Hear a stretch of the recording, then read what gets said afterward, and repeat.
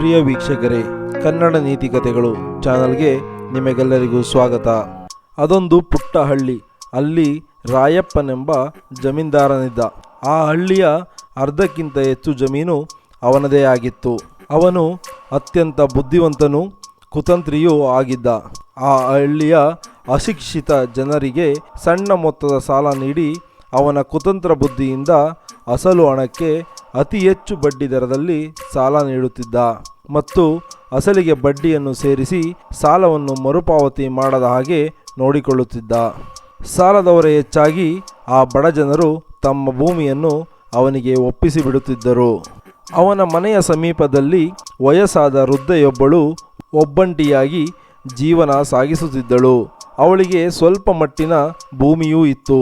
ಅವಳ ಭೂಮಿಯಲ್ಲಿ ತನಗೆ ಬೇಕಾದ ಅಗತ್ಯ ಆಹಾರ ಪದಾರ್ಥಗಳನ್ನು ಬೆಳೆದು ಹೊಟ್ಟೆ ತುಂಬಿಸಿಕೊಳ್ಳುತ್ತಿದ್ದಳು.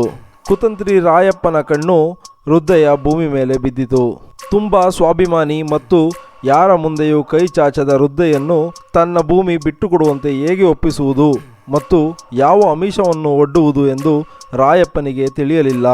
ಅದಕ್ಕಾಗಿ ಗ್ರಾಮದ ಸರ್ಕಾರಿ ಅಧಿಕಾರಿಯೊಬ್ಬರಿಗೆ ಲಂಚ ನೀಡಿ ಅವನ ಹೆಸರಿನಲ್ಲಿ ನಕಲಿ ಮಾಲೀಕತ್ವದ ದಾಖಲೆ ಸೃಷ್ಟಿಸಿದನು.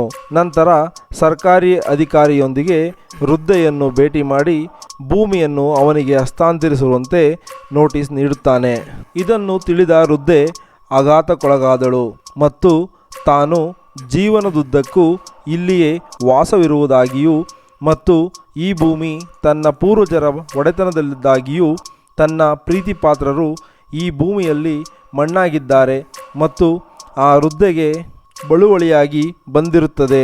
ಅಂತಹದರಲ್ಲಿ ಈಗ ಯಾರಾದರೂ ಬಂದು ಹೇಗೆ ಈ ಭೂಮಿಯ ವಾರಸುದಾರರಾಗುತ್ತಾರೆ ಎಂದು ಸ್ಥಳೀಯ ನ್ಯಾಯಾಲಯದಲ್ಲಿ ಈ ವೃದ್ಧೆಯು ದಾವೆ ಹೂಡಿದಳು.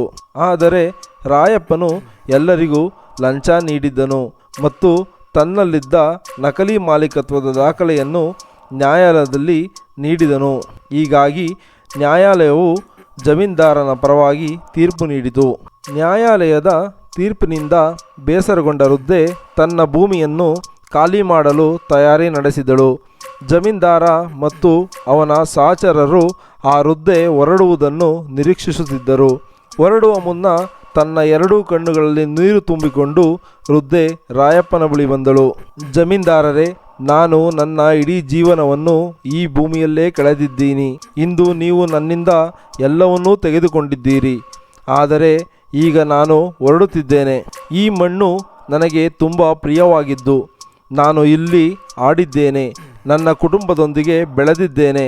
ಆದರೆ ಇಂದು ಎಲ್ಲವನ್ನೂ ಕಳೆದುಕೊಂಡೆ ಎಂದು ಗಳಗಳನೆ ಅಳತೊಡಗಿದಳು ಮತ್ತು ಮುಂದುವರಿದು, ನಾವೆಲ್ಲರೂ ಮಣ್ಣಿನಿಂದ ಮಾಡಲ್ಪಟ್ಟಿದ್ದೇವೆ. ಆದ್ದರಿಂದ ಯಾರಾದರೂ ಅದರ ಬಗ್ಗೆ ಪ್ರೀತಿಯನ್ನು ಹೊಂದಬಹುದು.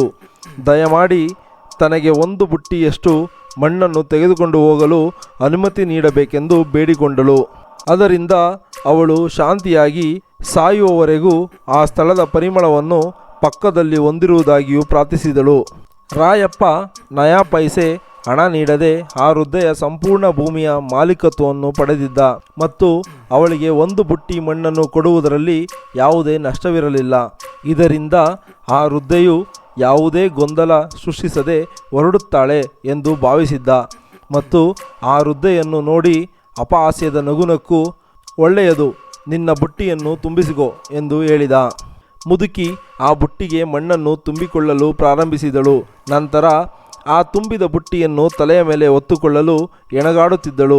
ನಂತರ ಅವಳು ತನ್ನ ತಲೆಯ ಮೇಲೆ ಬುಟ್ಟಿ ಎತ್ತುಕೊಡಲು ಸಹಾಯಕ್ಕಾಗಿ ಜಮೀನ್ದಾರರಿಗೆ ಬೇಡಿಕೊಂಡಳು.